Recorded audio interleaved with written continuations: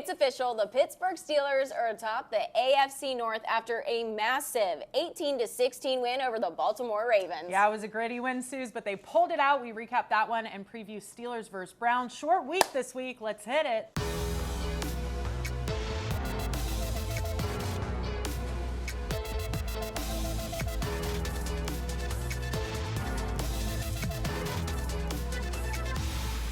What's up, everybody, and welcome into Week 12 in Episode 12 of Every Blade of Grass with Cole and Cass alongside Cassidy Wood. I'm Susie. Cole and Cass last Sunday at Acrisure. It was a typical Steelers-Ravens showdown. Again, the score 18-16, coming down to those final minutes of the game. But one thing that I think took everybody by surprise was the fact that it ended up being a pretty big defensive battle. Yeah, I mean, surprise to us, I think. Yeah. I think we were so hard trying to swing the other way because, I mean, the last 10 matchups between these teams, it has been a close, low-scoring game. You know, I think we were hopeful that maybe we would see a bigger offensive showcase on Sunday. We really hit those overs. I know, we really did last week. But, I mean, let's face it, what was bound to happen ended up happening. Justin Tucker, though, missing those 2 field goals. I mean, the Ravens come out with the win with this one if he makes those. So a couple lucky things happened for the Steelers on Sunday where, you know, I don't know. These two teams have to play each other again. It's going to be really scary. Hopefully they can figure out their offense a little bit more. It's really hard to win a football game when you never get into the end zone, but they were able to pull it off. Again, the Steelers defense really taking a stand on Sunday against Baltimore. 3 turnovers, 2 fumbles, and 1 interception, holding Ravens quarterback Lamar Jackson to just being 16 for 33 on pass attempts and 207 yards. Yeah, just incredible. Seeing Nick Herbig back out there, I want to shout him out. He had one of those forced fumbles, and you know, just seeing him play so big, and it was his first game back. He's been injured the past couple weeks. We knew he was hungry to get back out there, and he made a splash play. I think it was the second play of the game. We saw him disrupting Lamar Jackson. I mean, the matchup there really wasn't, I mean, he just dominated that matchup on the defensive line. The offensive line, and was able to get to Lamar Jackson pretty easily. So just a shout out to Nick Herbig because I know he battled back, and not having Alex Highsmith, seeing him step up the way he did was huge for sure. But let's just all agree on this one. Chris Boswell deserves the biggest shout out after Sunday's game. I mean, 6 field goals, that ties a franchise record. That's also the most in history for Boswell at Acrisure as well. If there's a team MVP this season, it's got to be Chris Boswell at this point. Yeah, I totally agree with you, Suze. And you mentioned first time ever he's done it at home, 6 field goals in one game. He managed 6 field goals, I think back in 2017 on the road. This is the first time he's done it at home. He's hit 5 field goals a couple times, but to do it this way and totaling 250 yards, by the way, I mean, that's like 2.5 football fields worth of kicks. So pretty incredible by him. I also want to mention before we go to our next quarter, Justin Fields. Cass, finally you got beat into me the game. to the punch. Okay, I was going to say, we saw Russell Wilson throughout almost the entirety of the game. And I'm sitting on the couch with my dad, and my dad's like, this is when you put Justin Fields in the game, kind of to trick Baltimore. The second it happens, I'm getting a text from Cassidy. Literally the second it happened, because I mean, hey, we've heard for a couple weeks now from Coach Tomlin that, you know, there is a package for Justin Fields. There are going to be some designed runs for him in there. I was kind of surprised not to see him use that in Washington the week before against the Commanders. There were a couple situations where I was like, I would maybe put Justin Fields in there. Obviously, they managed the win in Washington, so don't listen to me on that one. But to see him get in there, it was exciting. I mean, the crowd in Acrisure got very excited. They started roaring when they saw him go in. So it's good to know, too, that the support is still there for him. I think at the end of the day, no matter what, you know, Steelers fans are going to support whoever is on the field for them. The Pittsburgh Steelers are back on the road this week. Again, a quick turnaround for them against the Cleveland Browns on Thursday night in Cleveland, and 8:15 p.m. kickoff. Cass, this is the time when you give everybody the down low on, you know, who will be in the game and who we might see out still. Yeah, I mean, the positive thing really is it seems they're as close to full health as they really can be, of course, aside from Alex Highsmith, who will be out this week. You know, when he went down with that injury, he was given about 2 to 3 weeks. Last week was week 1, so hopefully we'll see him back against the Bengals, but he will be out this week. But I mean, other than that, pretty much everyone looks like they're full steam ahead. I mean, even Michael Pruitt, tight end Michael Pruitt, who has had, been struggling with injuries all season long. It looks like he might be back to full participant at practice tomorrow. So, I mean, they're really in the best spot they could be health-wise right now, which is exciting considering this gauntlet of a schedule they're going through with all the divisional games. Yeah, best spot they can be in health-wise. However, not all the targets being used how they should have been on Sunday. That probably comes to mind for some people back at home as well, but you have Muth that wasn't really used up the middle of the field. Darnell Washington, when he was used, he was very effective. I actually tweeted about that one. That I was like, insane. why are we not using this man more? He's 7 feet tall. Newcomer Mike Williams, what was up with that? Why was he not used more on Sunday after getting the game-winning touchdown the week before? Yeah, I mean, these are really good questions that, frankly, none of us really have the answer to. I think what does kind of concern people, not concern people, I shouldn't say that. I mean, Russ is sitting here 4-0, but, it's not concerning. But you notice in that game on Sunday against the Ravens, his reads, he kept looking at his receivers. That opens up the middle of the field. There were a couple plays, I was sitting there like, Pat's wide open, throw it to Pat. Like, there were so many times where that happened. And like you said, I mean, Darnell Washington, yeah, that was a bummer in the end zone. He should have maybe jumped for that ball. It was an interception in the end zone. But other than that, I mean, that dude, anytime you're throwing him the ball, he's going to catch it. And then the biggest thing is his yards after catch. I mean, he's going to run down that field, bulldoze through any defenders, and get you yardage. So I just don't know why they're not being used more. And I really don't know why Mike Williams didn't have a single target in this game. He was in for, I believe, 17 plays, but just was never targeted, which is kind of crazy considering he had that game-winning touchdown the week before. We did hear him say that he's the best in the red zone. Why was he not used in the red zone? Just kind of interesting on that one. So maybe we'll see more action from those guys against Cleveland on Thursday. But some beef between two players that we're going to see coming up on Thursday. Defensive ends, TJ Watt and Myles Garrett. Yeah, I mean, this goes back years. I mean, they've always seemed to be fighting each other. I mean, hey, the Browns and Steelers, they don't like each other. I know a lot of Steelers fans really don't like Myles Garrett after he assaulted our quarterback. But I think that they've always just been going head-to-head. TJ Watt obviously kind of snubbed last year for the DPOY award. It was given to Myles Garrett, even though TJ had more sacks, more defensive statistics pretty much across the board. And we can get into last season's stats. Sacks, I mean, he had more sacks, 19-17. More batted passes, 6-3, same amount of forced fumbles, more fumble recoveries, more passes defended, more interceptions, more defensive touchdowns. So, I mean, across all of those categories. Doesn't even make sense when you look at that. Yeah, so they just have a lot of beef, and it's always fun when these two go up against each other. I know they kind of went at each other on social media at one point too, so it's always fun. I mean, Myles said, hey, we don't play against each other. It shouldn't matter that much, but you play the same position and your rival teams, and you're snubbing each other for the award. So I think, it's fun beef, all in good fun. Now it's time to take a little bit of a step away from the field because it's halftime. So let's talk about something really special that happened last week. Cassidy, you got to be a part of it in a little bit of a way.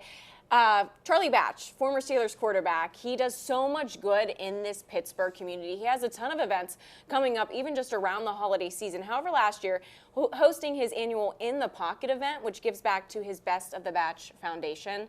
Tell me what that's all about. Yeah, I mean, it was so awesome, Susie. This is an event he holds every year in the Pocket to raise money for his foundation, Best of Batch. And what they do is basically create a safe space for kids who maybe when they're outside of school, they have a place to go where, they have food and games and just a safe place. They can do their homework, just a safe place for them to go outside of school hours. Just a great thing him and his wife are doing. And yeah, I got to go. It was just so much fun. I played some pool. They had some ping pong and and it was also a celebratory, it was kind of a birthday party because his foundation now 25 years in existence. So really awesome. And In the Pocket was the 15th annual for that. Yeah. So that's just incredible. Again, Charlie always out and about in this Pittsburgh community. And of course, with Charlie Batch being there, it being his foundation, a lot of former Steelers there, former and I guess I should say current. Yeah, I mean, it was so cool. I got to meet Debo. That was so much fun. James Harrison, he's such an icon. Like, I grew up watching him, obviously, on my TV. And so to meet him finally in person was just so cool. We gave a mean mug to the camera, and that was just legendary. Sending that to my dad and my uncles and my brother, they were just hyped. And so that was a really cool moment. But also, like you mentioned, current players were there. Cam Hayward was there. Also, Alex Highsmith was there. I talked to him very briefly about that ankle injury. He's very hungry to get back. So hopefully we will see him back, you know, maybe even against the Bengals next week. But yeah, fingers crossed. We'll see him back here soon. The Pittsburgh Steelers with another AFC North Division matchup on tap this Thursday night against the Cleveland Browns. So you know what it's time for, Cassidy? Can you guess? It's CC's 3 keys. First up, we have force Browns quarterback Jameis Winston to turn over the ball. And you love Jameis Winston. I do love Jameis Winston. And to be honest, it shouldn't be that hard to do. I mean, the dude loves to throw it up in the air, whether it's a catch or an interception. Hey, you take the good with the bad when it comes to Jameis. He's an exciting guy to watch. I'm happy for Browns fans that they finally have a good quarterback that they can root for and get behind. And Jameis is just such a character. He's always so much fun to watch and to cover. But yes, force him to turn over the ball. He's throwing an average right now 40 times a game, which is crazy. Yeah. So just forcing him to turn it over, which I think should be pretty easy with the Steelers secondary. Okay, and earlier we said, you know what, the Steelers need to utilize their tight ends more. However, next up we have limit tight end David Njoku for the Browns. Yeah, I mean, he's been a beast for as long as, for a while. He's a future Hall of Famer for a reason. Definitely staying on him is going to be key. The Steelers aren't the best at defending the middle of the field, and we know this. We've seen this. So hopefully they can step that up when it comes to Thursday night. Someone that we've been really excited to see step up his game in recent weeks, George Pickens, especially with Russell Wilson under center. He's really increased his yards and his completions. However, that means that we should be watching out for cornerback Denzel Ward this game. Yeah, most definitely. You know, he's also a beast. Really, on the Browns defensive side, there's a few guys that are scary. I mean, we mentioned Myles Garrett earlier as well, but just really putting together a good offensive game plan to attack that is going to be key. Again, seeing Mike Williams out there. Yep. I mean, that would take away from George Pickens, maybe free him up, maybe open him up. So, yeah, we'll see, but definitely have to watch out for that Browns secondary. Alrighty, Cass, it is our favorite time of the week. Time to give those over-unders, the spread for the Steelers-Browns game. However, if you listened to us last week, I will not take any credit for that. Although I did call a close game. So yeah, I mean, we knew it would be close. Yes, it's just, you know. I just really thought that we might see some offense. Yeah, but you know, we did not. But thank you, Chris Boswell, because of the win. So right now, on Tuesday, the Steelers are favored at -3.5. And the over-under is sitting at 36.5. Yeah. Okay, so Cass, go ahead. It makes me nervous that the Steelers are favored in this one. I feel like, you know, it makes me a little nervous. They're going into Cleveland. I think Cleveland is pretty hype right now because Jameis Winston is their quarterback.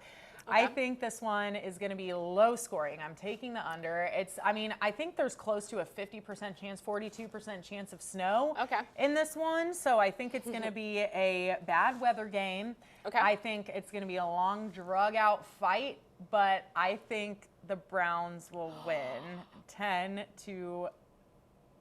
This is the first time that Cass has ever said the Steelers are going to lose. The only reason I'm saying she's so nervous right now. The only reason I'm saying this, too, is because these two teams play each other within 15 days. Like, they play each other Thursday, and then they see the Bengals, and then they see the Browns again. They just played Baltimore. Yeah. To be honest, call me crazy. Oh, well, but you're crazy. To be honest, if you're a Steelers fan, I feel like you would rather lose this game than lose the final one. And I just think in this stretch of 4 divisional games, they got so lucky on Sunday. Yeah, they're going to lose at some point. Sunday, and I really think there's no way they go 4-0 in this juggernaut. I hope they shock you.